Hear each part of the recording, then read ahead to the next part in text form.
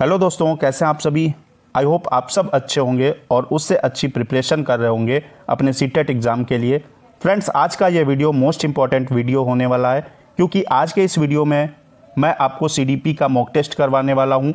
इस mock test में आपके प्रीवियस ईयर के क्वेश्चंस मिलेंगे और जो क्वेश्चंस आ सकते हैं उनको भी शामिल किया है। तो अगर दोस्तों आप नए चैनल पर विजिट किए हैं तो चैनल को सब्सक्राइब कर लीजिएगा, बेल आइकन प्रेस कर लीजिएगा, क्योंकि आपके सीटेट एग्ज़ाम तक मैं आपको इंपॉर्टेंट टॉपिक्स और जितनी भी आपकी ईवीएस, सीडीपी और आपका मैथ्स वगैरह से रिलेटेड चीज़ें हैं सीटेट के अंदर, वो सब देने वाला हूं ताकि आप 130 प्लस का स्कोर कर सकें।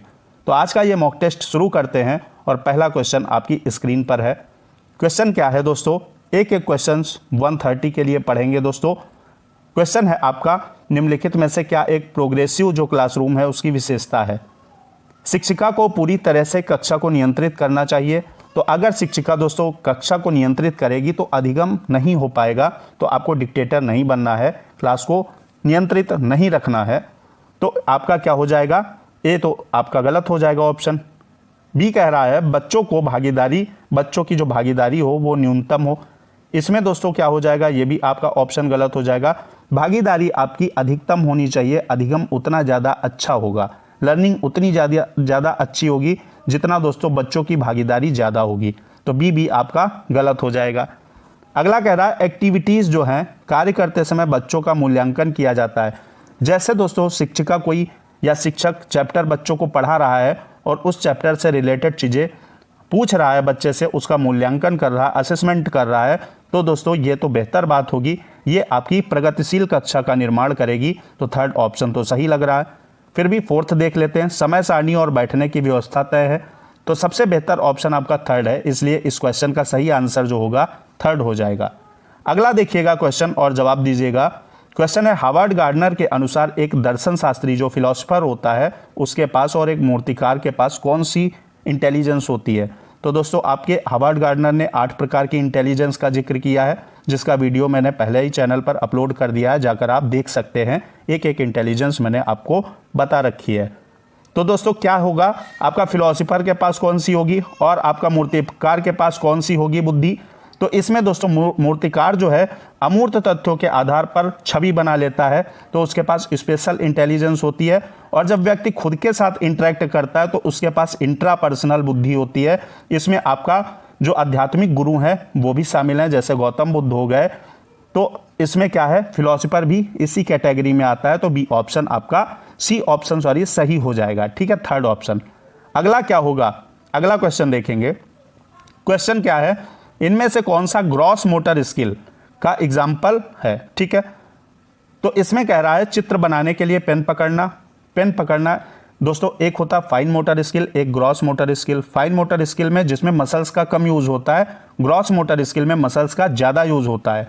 तो फाइन मोटर स्किल इसमें दोस्तों क्या होगा, पेन पकड़ना, पेन हल्की मांसपेशियों का यूज होगा, तो इसमें फाइन मोटर स्किल हो जाएगा। कागज़ को पकड़ने के लिए भी दोस्तों कम मसल्स का यूज होगा, ये भी आपका फाइन मोटर स्किल हो जाएगा। धागे में मोती पिरोना मतलब क्या हो जाएगा, आपका कम मांसपेशियों का यूज हो जाएगा, ये भी फाइन मोटर स्किल हो जाएगा। लेकिन फुटबॉल को दोस्तों लात से ढकेलना, ये आपका ग्रॉस मोटर स्किल का उदाहरण होगा। फोर्थ ऑप्शन सही हो जाएगा। अगला क्वेश्चन लेंगे। क्वेश्चन है दोस्तों, क्या उन बच्चों के लिए जो मूर्त संक्रियात्मक चरण में है, यानी जो कॉन्क्रीट ऑपरेशनल स्टेज में है, उनको क्या नहीं करना चाहिए, शिक्षक को मतलब क्या नहीं करना चाहिए उनके लिए। अब बताइए, जीन पियाजे साहब ने संज्ञानात्मक विकास जो कॉग्निटिव डेवलपमेंट थ्योरी है वो दी है, उसके अंदर दोस्तों कितनी स्टेज बताई है, 4 स्टेजेस बताई है। पहली आपकी स्टेज जो होती है सेंसरी मोटर, वो जन्म से 2 वर्ष होती है, और 2 से 7 वर्ष आपकी प्री ऑपरेशनल होती है, 7 से 11 आपकी कॉन्क्रीट ऑपरेशनल होती है, और फॉर्मल ऑपरेशनल आपकी 12 या 12 से ऊपर होती है। तो इसमें क्या है, बच्चा क्या है दोस्तों, कॉन्क्रीट ऑपरेशनल स्टेज में है, तो टीचर को क्या नहीं देना चाहिए, क्रमबद्ध कार्य। भाई क्रमबद्ध कार्य जैसे आपने असेंडिंग डिसेंडिंग दे दिया, करने को कर लेगा बच्चा, है ना, क्योंकि कॉन्क्रीट ऑपरेशनल आपका क्या हो जाएगा, यहाँ पे कर लेगा बच्चा कॉन्क्रीट में। ठोस संसाधन दें, बिल्कुल इसमें भी कोई दिक्कत नहीं होगी अगर बच्चा कॉन्क्रीट ऑपरेशनल स्टेज में है। वर्गीकरण क्लासिफिकेशन अगर आप देते हैं किसी भी, मान लीजिए कुछ दे दिया उसमें अलग अलग करना है, तो वो भी कर लेगा बच्चा। लेकिन ऐसी समस्याएं अगर दे दी जिसमें अमूर्त चिंतन की आवश्यकता हुई तो बच्चा नहीं कर पाएगा, क्योंकि बच्चा कॉन्क्रीट ऑपरेशनल स्टेज में है, ना कि फॉर्मल ऑपरेशनल स्टेज में। तो इसके लिए दोस्तों थर्ड ऑप्शन आपका सही हो जाएगा। ठीक है, ये आपको नहीं करना है अगर आप शिक्षक हैं और कोई बच्चा कॉन्क्रीट ऑपरेशनल स्टेज में है तो। अगला बढ़ेंगे क्वेश्चन लेंगे दोस्तों। जीन पियाजे ने संज्ञानात्मक सिद्धांत के अनुसार, इनके जो कॉग्निटिव डेवलपमेंट थ्योरी है, इसके अकॉर्डिंग बच्चे किस अवस्था में वस्तुओं को कहे गए क्रम में लगाने की योग्यता रखते हैं। यानी अगर आपने कहा कि किसी बच्चे को कुछ पत्थर दे दिए, एक इतना बड़ा है, एक इतना बड़ा है, ठीक है, और एक इतना बड़ा है, इतना बड़ा है, इस तरीके से, तो अब आपने बच्चे से कहा असेंडिंग या डिसेंडिंग ऑर्डर में लगाओ, तो किस स्टेज के अंदर लगा लेगा बच्चा? तो दोस्तों वो लगा लेगा आपका कॉन्क्रीट ऑपरेशनल स्टेज के अंदर बच्चे को क्रम से लगाना आ जाता है। ठीक है, तो थर्ड ऑप्शन आपका सही हो जाएगा। अगला क्वेश्चन देखेंगे।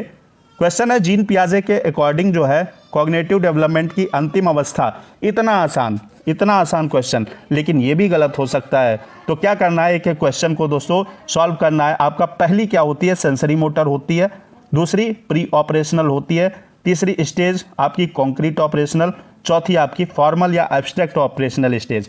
तो आपका सेकंड ऑप्शन सही हो जाएगा। अगला बढ़ेंगे। अगला क्वेश्चन है आपका, पियाजे ने मौजूदा रचनात्मक स्कीमा में नई जानकारी को फिट करने की संज्ञानात्मक प्रक्रिया के रूप में परिभाषित किया है।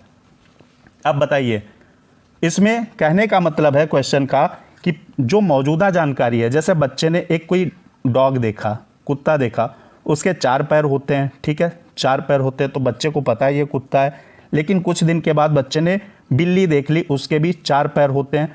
अब बच्चे को समझ में आया कुत्ता तो 4 पैर होते हैं, लेकिन बिल्ली के भी 4 पैर ही होते हैं। यानी नई जानकारी जो है, पुरानी जानकारी में नई जानकारी को फिट करना दोस्तों आपका एसिमिलेशन बोला जाता है, आत्मसात्करण बोला जाता है।